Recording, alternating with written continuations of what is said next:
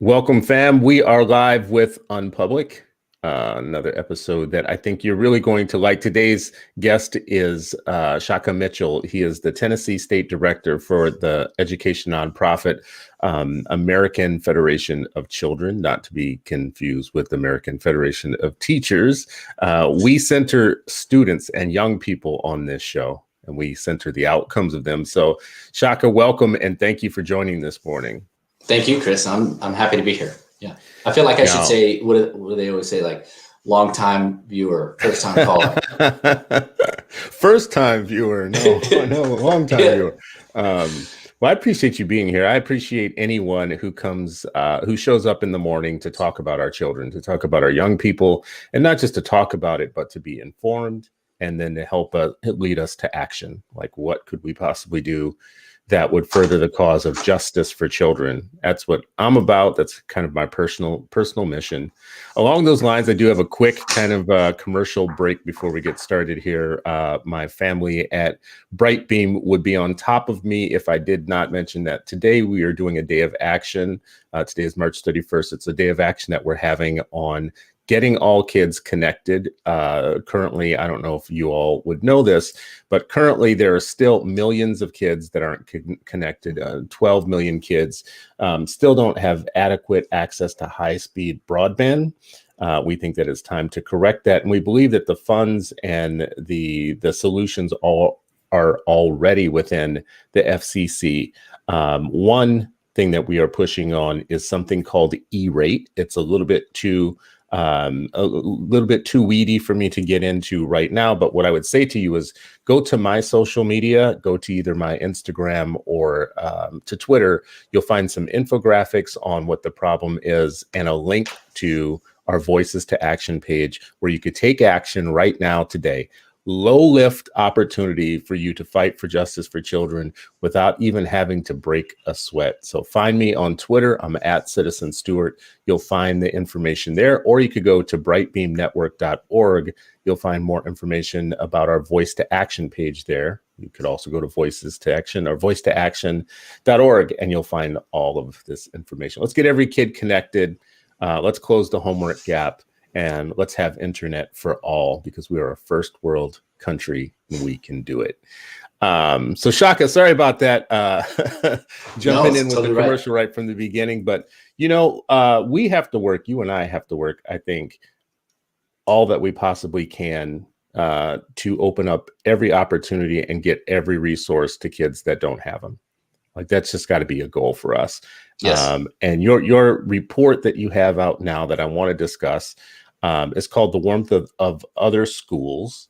I actually put the link to it in the comments. So for people listening and watching, if you want to see The Warmth of Other Schools, I'm going to keep tripping over that a little bit. Yeah. The link is in the comments there. But I'll just start out with you. Like, what is the headline? What is the big thing that you guys wanted to accomplish with this report? Yeah, I think the big kind of idea is that in a world in which school choice programs, parent choice programs are becoming more prevalent, we see this, week by week right now, where these choices are becoming available for parents.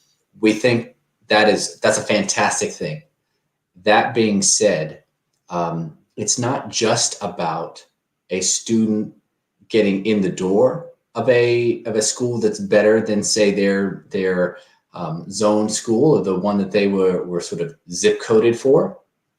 The quality of the school and how the school meets that student's needs, that matters, right? And so we wanted to equip school leaders really with some very practical ideas and tactics for how school leaders can better serve historically underrepresented students in private schools. So that's kind of the subtitle. How can private schools better serve historically underrepresented students? Because again, it's great that it's becoming more and more possible for students that look like you and me to attend. But what happens once they're there? We want to make sure that the experience has got to be great for students once they're in the building.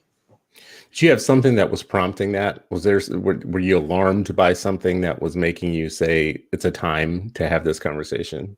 Well, I'm not sure that I was. I'm not sure that alarm is quite the thing. Yeah. But there's Or was a there lot of anything? Yeah. Like yeah, what made yeah, it the moment to talk about this now? yeah. I mean, I think there's just listen. Um, the past 2 years. I don't know. Depend upon how you're measuring. The past 2 years or the past 400 years, it's been a struggle, right? Hmm. So, Hmm. but I think in the past couple years, um, topics of sort of new civil rights, if you will, social justice, inclusivity, diversity, equity. Those are in the atmosphere much more than say 10 Hmm. years ago, right? Hmm. And I would say to their credit, I actually have had a lot of private school leaders, private school board members ask me over the past 2 years, 3 years. They said, "Hey, we actually want to serve students who are not in our existing community, but Hmm. we don't know what we don't know. How do we do it well?" And really appreciate that kind of candor, right? When they sort Hmm. of say, "Hey, we want to do this, but we appreciate that we may not be ready." So I think that's part of it. But I also think this is a good time because we see even in public schools, there's this misconception that because it has the word public attached, it means it's serving everybody well. And let's just be honest about it. Um, that's not the case. And so I think Hmm. families are looking for an exit. They're looking for a better climate. We believe that in some cases, private schools are going to be that. But again, um, we've got to do better for the kids. Yes, in some cases, that work is going to be new to some of those private schools, and in some cases, not. I mean, you and I were just talking right before we jumped on about the fact that there are some private schools that have been serving kids of color forever. Like that's all they've, Yeah, been. that's right. Um, That's right. and I wonder if I really wonder if they're going to be taking the lead with the other schools to kind of say like this isn't new to private schooling. Like is we didn't just all of a sudden show up with kids of color, but some of y'all are going to get more kids of color as choice opens up, and you're not ready. Yeah. Um, Well, and it sounds and I'll like you're tell you, saying they're welcome to that conversation. I think they are. I mean, I just think, listen, this is my personal view on it, but um, I don't begrudge people who are late to the conversation Hmm. Hmm. if they are in the If they conversation come. now. Yeah.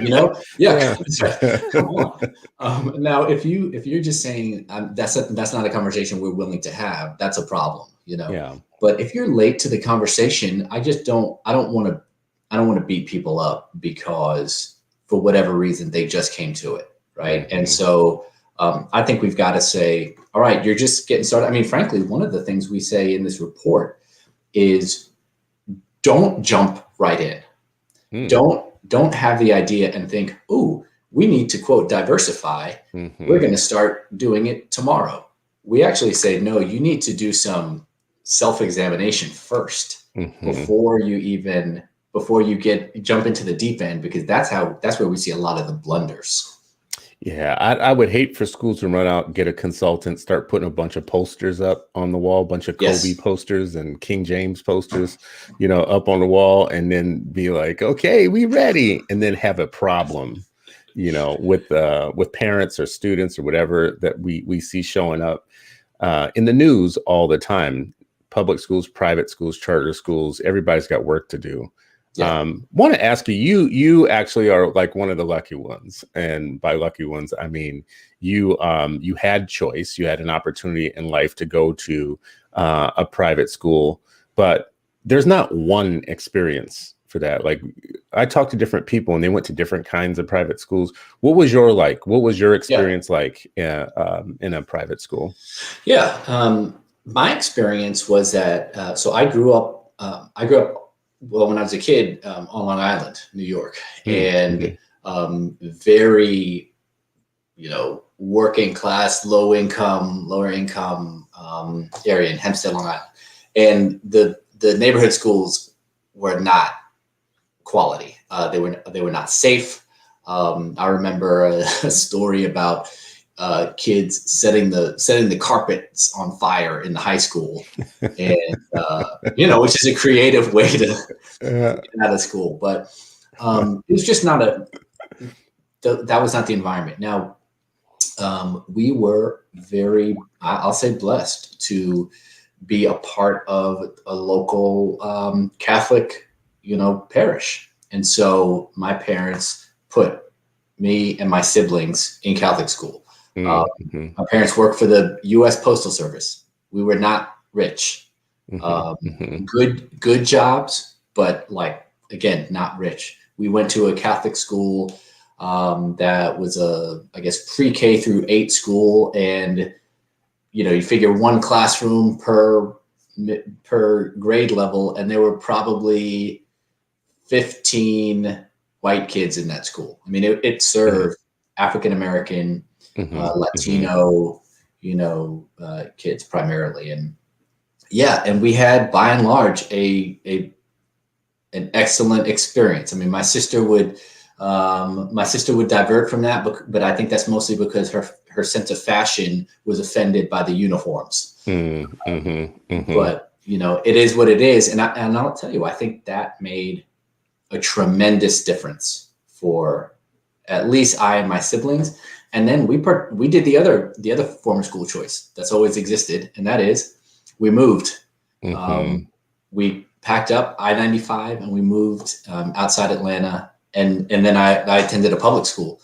So those two forms of choice have always existed. Either you pay for it or you pay to move into a different neighborhood. But that was our experience. And again, that was a very our school was not one of these $25,000 a year. I mean, it was subsidized because we were members of that church. We were getting every discount we could. No, I think it's so interesting, that part. Whenever people argue with me about private schools or private school choice, they run right to the schools, number one, that they think are the most problematic in terms of they don't let people in, or they're going to be super white, or they're, so having grown up in New Orleans where there was a system of Black Catholic schools, and that was just normal. That was just part of the normal fabric of the city.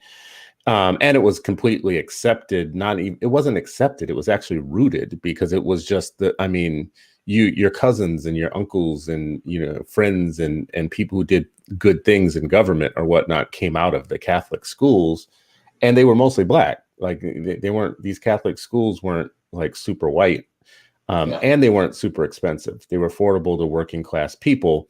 If you were Catholic and you were showing your butt up at mass and doing what you were supposed to do, right? This is what people don't want to put into work, but you got to show up. Our local, our parish school was Epiphany in our neighborhood. I went there for 1 year. It's funny you mentioned some students set the carpet on fire.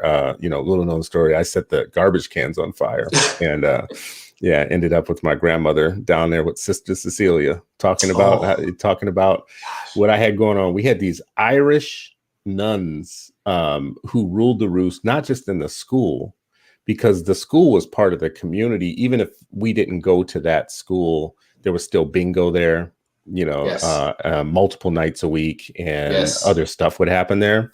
And Sister Cecilia, whether or not you were in the school or not, she was Sister Cecilia in the neighborhood, right? Yes. But I find, even in the limited amount of time that I was actually in the building, they were part of the community. I still find myself today, as old as I am, with things that were taught to me back then, morally, or it was more than just the education. A lot of it was things that stick with you for life about, philosophy, morals, things like that. Do you find yourself relying on some things that you got out of that experience still, even to this day? Yeah, it's so funny you mentioned Sister Cecilia. Maybe does every Catholic school just have a Sister Cecilia? That's because we had one, and even as you say it, I'm I can see her walking around with the ruler, pop, pop, pop. Just tapping the desks if you were not paying attention to your handwriting. I think There are definitely things that stick with me. I mean, I remember certain teachers working with me or my sister after school on certain things, right? On like certain academic things. I am pretty sure that now knowing what I know about schools, I do not think those teachers were getting bonuses. You know what I mean? Mm-hmm, I hmm. think one of the things that I learned is just how mission oriented schools can be. Um, how, frankly, it's not all about the money, because though we were paying, we were not a school that was so where we were so like richly resourced that made the obvious difference. You know, there were probably zone schools that were getting more money for their building Hmm. and whatnot. Hmm. It wasn't about the money; it was about what are we doing with it.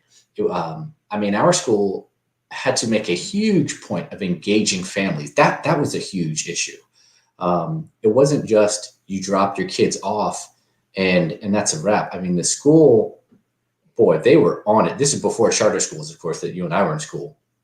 They did not mess around and would call your parents up there in a minute. And if that's Hmm. an inconvenience, it's an inconvenience. But what it meant is that there was a partnership among the adults.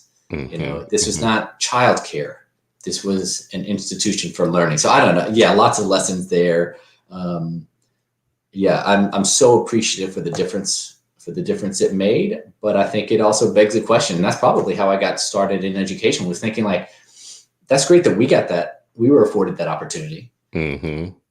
What about I mean, I have friends down the street. What about my friends down the street who didn't have that opportunity? And you can see slowly the differences, you know, over time. And Not in some cases, yeah, not even slowly. I mean, that was my experience in New Orleans, was just that getting into the Catholic school. So, my, I have a wide family set in New Orleans. Um, um, Ranging from just a big range, just a lot of difference in my family across my cousins. I have a system of cousins, and if you look at kind of what fortunes people came into, and then look at to like where they went to school, it makes a difference. You get to start seeing, and like one of our proudest schools was St. Aug. So if you went to St. Aug, very black school, very much like mm-hmm. strict, paddle on the wall type of thing, and but they turned out, it was like a mini Morehouse or something. They turned out just generations of strong black men who went into the world and did strong things. Like I have an uncle who was a chemist who came out of that school very proud of the life that he built, but a lot of it was built in St. Aug, right? So it's Yeah, part of the fabric. But you're right. If you didn't get into those schools, your fortunes changed a lot. Not completely, because there were still some magnet schools and some other special yeah, opportunities. But and I would like to see more doing that work. One thing that I found interesting about your report is that right now we're in a moment right now where there is a backlash to all things diversity, to all things critical race theory or restorative justice. And in your report, I'm looking at it and I just noticed that a lot of it is about doing good diversity and inclusion work and restorative justice and all these things that seem to be running against the grain of the conservative side of the world. yeah, How are you guys working with that? Like, because school yeah, choice is seen as a very conservative thing, yeah, and school choice stays out of the culture wars. But right now, the conservatives are not staying out of the diversity thing. So how's that yeah, working for you? yeah, yeah. Well, I mean, listen, I would be remiss if I didn't, frankly, just give a shout out to my colleagues at American Federation for Children, who, you know, when I kind of had this idea for this report, um, and by the way, the tactics in the report, these are not like copywritten to Shaka Mitchell, right? I mean, we spoke with a lot of professionals who've been doing this work for a long time, and so want to honor their input. But when I had this idea, our leadership at AFC didn't really blink, because we believe it's in the best interest of kids, of Hmm. students, Hmm. and we want to serve students well. And that should mean that we're having hard conversations, right? The other thing, I mean, I'll sort of say so I'm in Tennessee, and in Tennessee, school choice has been predominantly aligned with kind of a more conservative thought, like politically, whatever. Here's the thing. If you are not down with this report, if you're a school that's not down with this report, if you're not down with, I don't know, purging your textbooks of happy, smiling slaves, right? If you think that's just offensive, okay. If you're a private school, like, okay, don't purge your textbooks of that, but be transparent about that. And I actually want to know, right? I don't want to be surprised when I send my kids to a school only to find out midway through the year that they believe there was a such thing as happy slaves. I want to know on day one. I want to know on day zero, right? Yes. So that we can avoid that whole thing to begin with. So I'm okay with if you're listen, if you're a bigot, okay, I want to know that. Yes. Let it be known. You're speaking my language now, because listen, I just love good labeling in the world. It saves so much time. It just saves so much time. It does. Like I read the labels on things, and I like just know, up close and quick. Like, does this have sugar in it? Oh, there's sugar. Okay, well, I should be messing with that because I got the sugars. Like that. That's just what you need to know. And I wish that schools, people who have been on this integration train don't understand choice. The reason I want choice in the world is because I want to be able to find the fit and the humane education for my kid. Not for everybody's kid, but for mine. Right. And I know I'm gonna have to wade through some stuff in the process to find that. So why not have some truth in advertising? I straight up just wish schools would say, we're a racist school. And I'd be like, good. Yeah. Good for you, because racists deserve an education too. Y'all do you, Yes. And I'll tell you, I mean, I think one of the things that I'm actually hopeful for with and why targeting this towards private schools is because given the backlash that you talked about around some of these concepts that we've had, in the past year, in some ways, private schools can be more responsive, and they're able to do the right thing sooner. Right? Here's what I mean: a private institution is, necessarily a mission-oriented institution that is not subject to the changing winds of democracy. Right? So here in Tennessee, we have this is, current controversy right now. We've got the basketball team up at one of our institutions. It's East Tennessee State University. Some of the students kneeled during the national anthem. Right. Well, our state Senate or a majority of our state senators were offended by that and issued a statement. The basketball coach was just let go. Now you've got students entering the transfer portal, whatever they're gonna transfer. In some ways, that's because that's a public university, right? The state government, the elected officials, can tinker with, how sort of culturally responsive even the student athletes are. Now, who knows? Does this end up in court? I don't know. That's for other people. If that same thing happens at Vanderbilt University, a private institution, nobody can say boo about it. Yeah. Right? Yeah. The legislature doesn't get involved. School boards. We've got a lot of school boards, especially in the South, that are absolutely offended that we might, insinuate that hundreds of years of slavery was a bad thing. It's like the clutching of pearls is. And this is what to me, like, with school choice, there are no panaceas in education. So Yeah. parents, people listening to this to me right now, I'm just going to say straight up, there are no panaceas. The one thing that's eternal, that's never going to stop, is that as a parent, you're always going to have to be vigilant about where you're putting your child, no matter whether it's public, private, semi-private, hybrid, no matter what it is. When you go looking for daycares is your very first indication that you're going to have to be on your P's and Q's for the rest of your life, because you start looking at these daycares and you're kind of like, yeah, that one's not going to work. And then you go to another one and you're like, yep, that one's not going to work either. I'm not leaving my baby here. That feeling you should keep with you for the rest of your, parenting life, because schools, but this, we do have a nostalgia about public schools, and we're forgetting things like what you just said. For instance, we talk about local control all the time, like it's the greatest thing ever, unless you are living in a racist county where the school board is doing things like making sure that all your curriculum removes any hint of the idea that America has been unfair to some people, right? And that's something that can happen in public schools. Definitely can happen in private schools. I mean, people select some private schools specifically because they want that, and I'm for them. Like, listen, we don't all have to go to school together.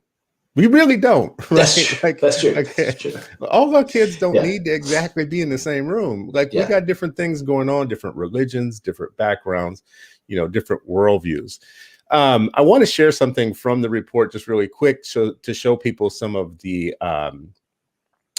I just consider, like, straight up technical. The report has a lot in it about what leaders and school leaders in private schools can do to make things more equitable for students. And I love some of it because it's basically, a lot of it was from the very beginning, make your school even accessible, make your websites accessible so that people can have a honest opportunity to access your school, to be able to see it and just to be there. You had things in the report around, like, building in communities where you're needed, like, build your school in a place where, more people of color exist and need a good education. Here's some other things in your roadmap for school leaders. Underneath 1, 2, 3, 4, 5 headings, I think, is there another one? No, that is the 5. You had ideas and strategies under each, but planning for your work. And I think you had mentioned earlier, don't just jump in and kind of like we said earlier, throw up some posters and start trying to get in. Plan for the work, be planful. Well, go ahead. May I just say on that point, Chris, because I think a lot of schools want to do what we see businesses do all the time, which is they hire a diversity consultant, right? And in the school context, that's especially the wrong thing to do, because now you just put all of the responsibility to, quote, fix it on perhaps the only person of color on your staff. And that's just that's not fair to that person. So we really think when you're planning for the work, you gotta do more than just hire a quick consultant and like plant the flag and say, all right, mission accomplished. Yeah, I'm looking at the stuff that's under planning for the work. There's just some very, I think, super smart things here that are going to require leaders to be more reflective about the work and thoughtful about how they engage in it, which would, to me, prevent pitfalls. You have down the list somewhere, it says lead from the top. I actually think, Shaka, on the next printing of this report, that should be at the top. That should be the top bullet, lead from the top, because people know, your staff know you're not serious when you don't lead from the top on these things. That's right. And people won't trust it. So, aside from planning for the work, building and supporting a diverse representative faculty. I don't know if I saw it in here. What is the, did you guys have any takeaways about the composition of private school staff right now? No, I don't. And that's a great question. But, anecdotally, I'll tell you, one of the things we did in this is we looked at, some of the hard data, but we did a lot of interviews, with faculty, staff, alumni from private schools, because I actually think that like color commentary, that's where the real rich information is, because you hear some ways, and we included some of when it goes wrong. And like, you just know sometimes when it goes sideways and you're just like cringing to read it. I would, and listening and doing some of these interviews, you're hearing about when it goes wrong. On the building and diverse faculty, there is a little anecdote in here, and it's from a young man who named Jacob Idra, and Jacob's in Omaha, Nebraska. Went to and his family is of African descent. He's a first generation, American, and he went to this like, pretty elite, almost exclusively at the time, white school. And there, he talked about how nice it would have been to have a faculty member that, in some of those moments, he could just say, hey, Mr. Stewart, can we just talk? So he didn't see like a lot of staff that reflected him. He didn't. And and to his great credit, as just a really powerful young man, he is now in university. He's at Creighton University. He is on staff back at that school. Oh, wow. Now see, that's a good story. And like, that's just like, that's the virtuous cycle. And that's that's a beautiful thing. And I love that. Well, that's a great way to phrase it too. That is a great virtuous cycle. Because, sometimes back to your first point here about planning for the work, your very first bullet is examine the historical context of your private school. Sometimes the solutions to the things that you uncover aren't going to be immediate, but you do have to be planning for the long term. Totally. I remember when I was on the school board, I had a colleague on the school board who was Japanese. She wasn't Japanese. She was Asian, but she was very much into Japanese culture. And she would say things to me times about their culture. And I remember we were talking about doing a strategic plan for the district. And I said to her, I said to our entire group that, it was too short of a strategic plan. But someone else was proposing like a 10-year plan. And I was like, a 10-year plan also, though, seems really long, like in that we're not all going to be here or whatever, necessarily. We're not. And she said, Chris, Japanese people plan for 500 years. And I was just like, well, I guess you just trumped me. Yeah. So my spreadsheet doesn't have that. It doesn't go that far. No.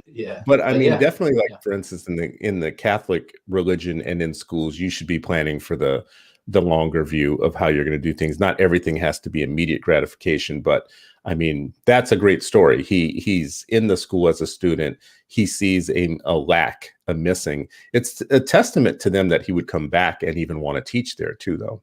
Yeah. And I think a testament to that young man, Yeah. I mean, he's just a tremendous young man.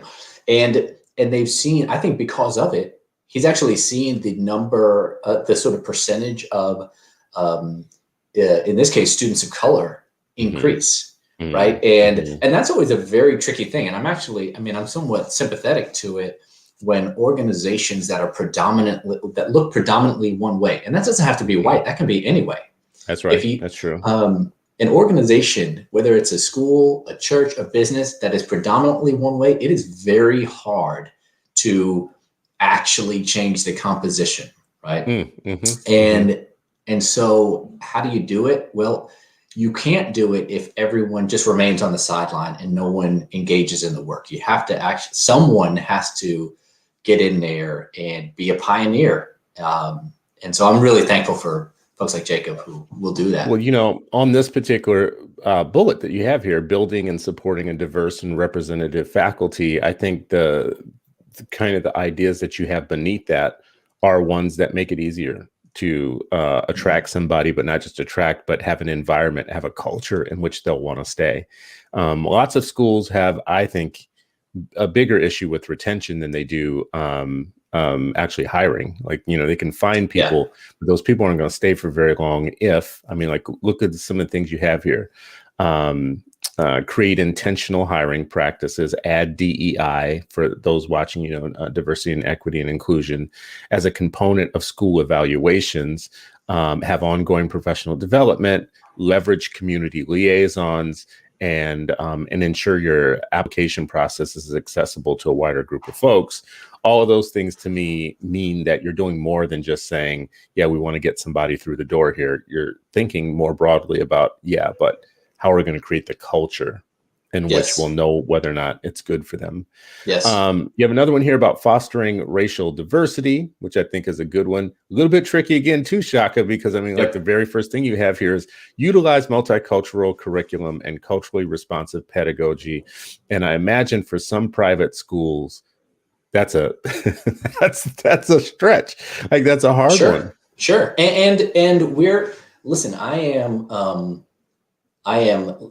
kind of like you. I think let 1,000 flowers bloom. I mean, if you read that line and you're a school leader and you say culturally responsive pedagogy, and you go, we're not doing that. Okay, fine, don't do it. But then then you're just going to look a certain way. And I believe that, by the way, that this report is not, even though we said the subtitle is how to better serve underrepresented students, this report is going to better serve, or the things in this report are going to better serve the entire school community. This is not charity for students of color, charity for, low-income students. Your whole school community will be more vibrant if you do things like have a culturally responsive pedagogy that we believe. Yeah. I think is interesting about this within so-called school reform, or the so-called reform movement, not everybody agrees on what choice should look like and what choices should exist. One very clear bifurcation within, you just said, let 1,000 flowers bloom. For some people, there's a camp where there is definitely that group, and there's a camp that are anti 1,000 flowers bloom. They want every school to look similar in what they consider to be quality. Yeah. There's a very loose fitting definition of what that should be and whatnot. We find this a lot in the charter movement. Minnesota is very much 1,000 flowers bloom state. So where I live, it's very much like, you got an idea for a charter school, start a charter school. You got all these different kinds, and not everybody's got to come to your charter school.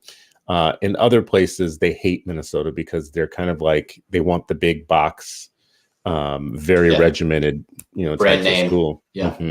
Yeah. And it feels like in school choice, there's a little bit of that too.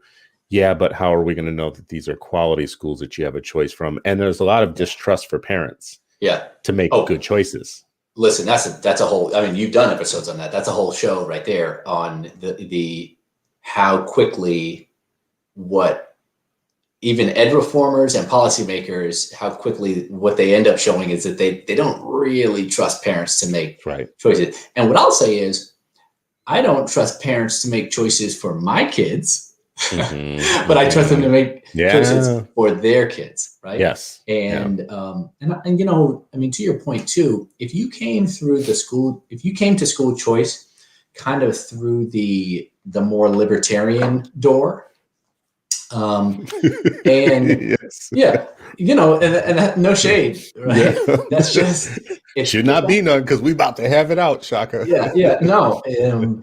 Listen, I'm there too, in large part, but I think this is thinking about this choice and quality and kind of the intersection between them. If you came through kind of that libertarian door, there is the temptation of thinking that the free choice alone indicates that you're satisfied with the quality. Give me liberty and give me death and all this, and but I got news for you. Like, I don't fear death. There are far worse things, and one of them is being trapped alive in a system that would prefer to suppress you and oppress you. And it's a little bit like if we've all been on kind of road trips, and you're out in the middle of nowhere, and you finally pass that exit, and there's a couple different food, restaurants on the thing. Well, if you are hungry, I mean, you're going to pick one of them, but that does not mean that you are just enamored with the Hardee's over the Arby's and the McDonald's, right? You're just picking. And so again, the choice alone doesn't mean that there's that the work is done. And that's like some of the nuance we wanted to pull out in this, that the choice is of course important, but let's actually listen as school leaders in particular. Let's listen to make sure it's working, because this is something that, frankly, our elders in the African American community, I think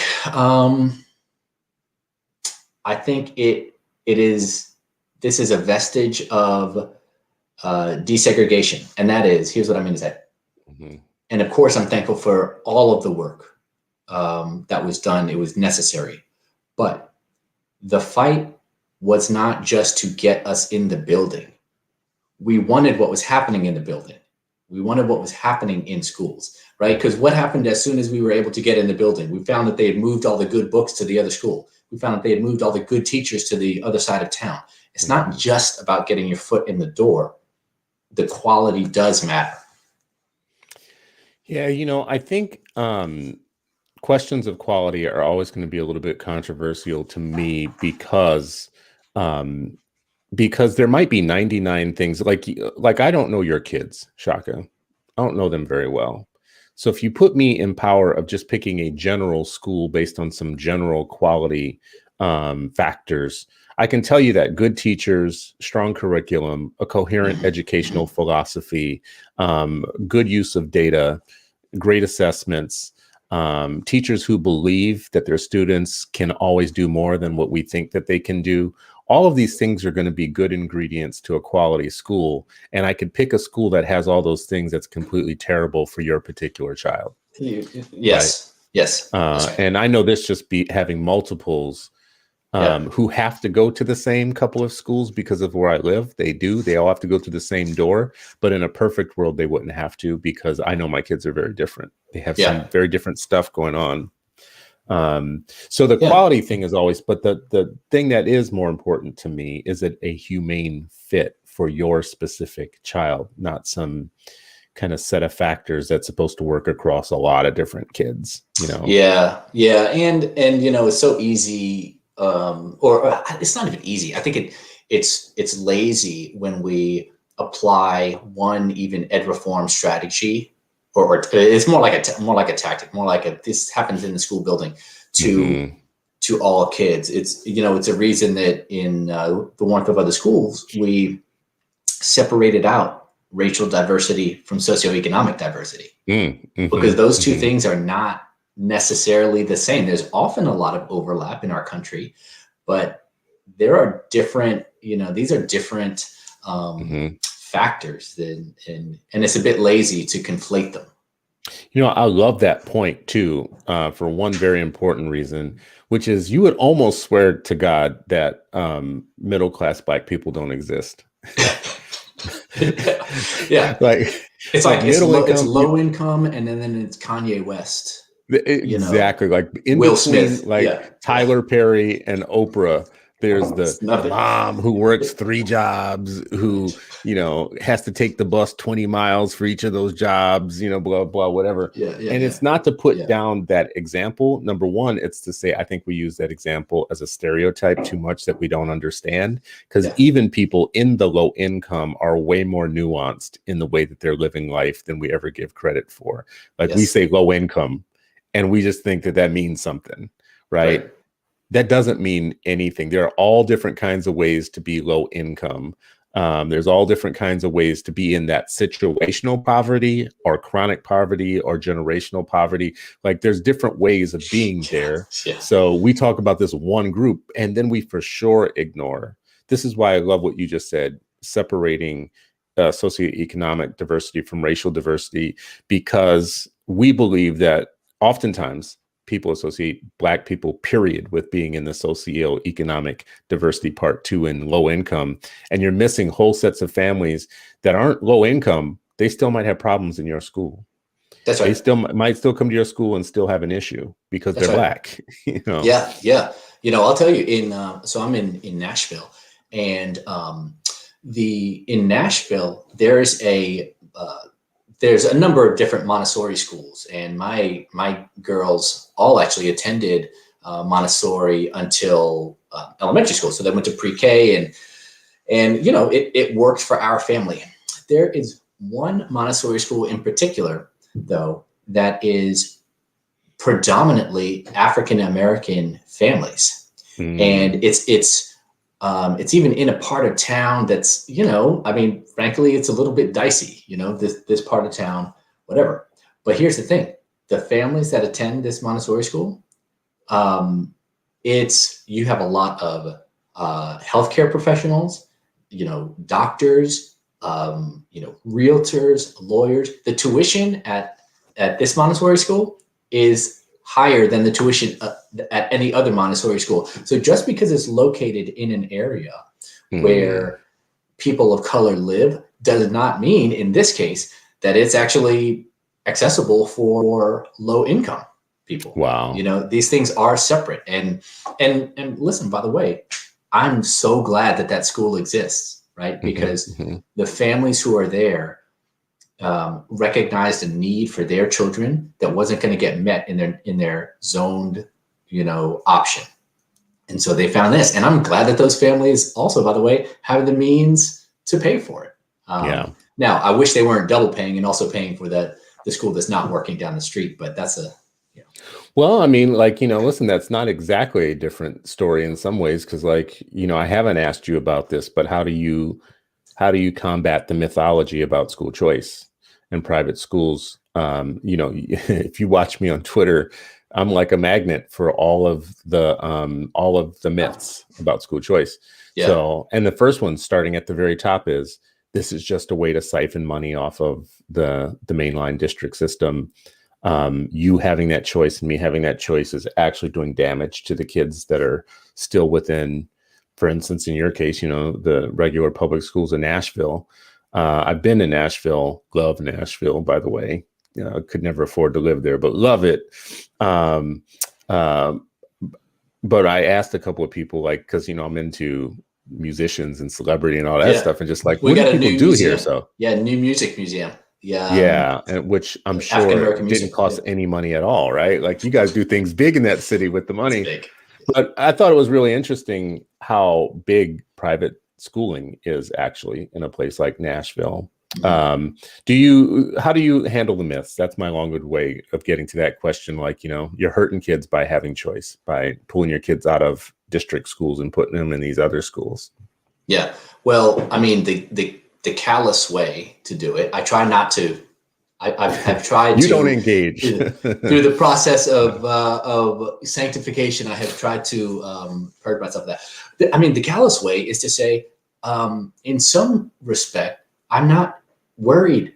I don't spend my time thinking about whether or not I'm harming other schools. I spend my time thinking about whether or not I'm benefiting students, and I encourage parents to do the same thing. Are you, if you sending your child to a school building is going to harm your child, but benefit the school building, then that's on you. But that is not something that I'm going to do with my children. I'm not going to send my children into a setting that makes them objectively and subjectively worse off. For the benefit of some brick and mortar system that hasn't been able to get it right despite billions of dollars for decades. I'm just not going to do that. Love it. I mean, that's straight up, that's the best answer, is if you believe I'm supposed to sacrifice my kid to some system that was never for us and never designed by us. I get where there are some people in the world where the system was built for them and it worked really well. So they have no concept that maybe this didn't work out for other people. They're like babies. Yeah. They're like baby thinkers. They're like little bitty baby thinkers. Oh my God, this was so wonderful. I went to prom and I drove a Camaro and blah, blah, blah. And you're kind of you had a great experience, but wake up, dummy. You're not the whole experience. The world is bigger than you.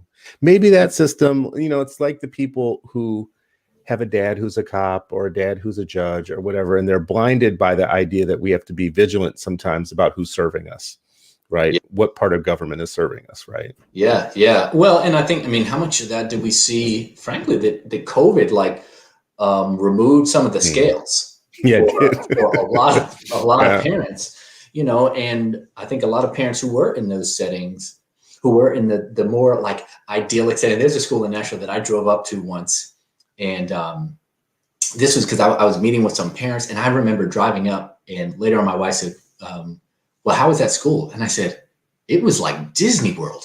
I said, I drove up, and I kid you not, every parent I saw, well, one, it's some random time in the middle of the day. Why are there so many parents here like walking hand in hand with their kids? Because you've got the freedom you've got your job situation allows you to do that, right? Start there. That's a big difference. It was just this idyllic setting. Well, a lot of those same parents, because of COVID, realized, oh, wait a minute, this is not working. This so-called, digital delivery that we're getting anyway, this is not what we expect. This is not why we're house poor and live in this nice neighborhood. And, I think a lot of families who have never had a quality experience sort of we're kind of on the sidelines going like, hey, welcome to this party. This is where the real party has been. Yeah. I think, it's a great point just in that the deal that the government is giving you right now, which is just hold on, just wait a little bit longer. As parents are starting to look at, number one, like, listen, our kids are all in remote education right now. It's crap. And the kids know it. The kids are not dumb. The kids are like, they're not teaching us anything. They're not even teaching. They're not even trying to teach. They're basically giving us, some office hours and some videos. Now, it's not all on the teachers and on their side. It's also on your kids' side. Your kids just aren't used to learning this way. So it's really turning them off. So they're probably not giving the effort that they should give either. But I think you're right. Blinders off for a lot of families. Like now it's choice is becoming, there's been some other research that's coming out that just basically says that support for alternative means of education have like went through the roof. Right. Well, and yeah, that it should surprise us. And I actually had a public school administrator in Chattanooga said, I was on a call with her, and I really respect her as an educator, as a school leader. I think, she's, because I say that to say, like, we are not a private school advocacy organization. So there's good educators all over the place. There's, bad educators all over the place. She's one of the good ones. That being said, she is generally speaking not supportive of private school choice.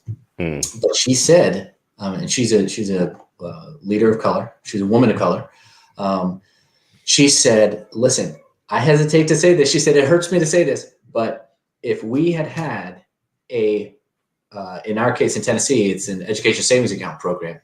She said, if we had that program up and running, there would be thousands of kids in Nashville, in Memphis, mostly kids of color, all lower income students who are in buildings learning. Instead, they're getting served up nonsense remotely the entire year. And I think that's right. And, again, an in-person setting doesn't make sense, may not make sense for everyone's family, so I'm not here to impose that on people, because you've got to make the decision for your own family. But if you wanted that option and you were in two of our biggest cities in Tennessee, you didn't have it. Meanwhile, you're looking down the street. Yeah. And you're looking down the street, and there's private schools are like, okay, we're open for business, and there haven't been any apocalyptic breakdowns. And we just think that that's not how it should be. That's not serving our communities well. Yeah. Well, we're learning where the power is. I think with private schools, they are smaller and more nimble, and they can make decisions. They don't have to wait for some bigger body to make straight up decisions. And they don't have to sit around and negotiate with their staff on dumb things like, you guys want to go back? I mean, we bought a lot of Clorox, and, we did a lot of stuff, you want, and no, we don't.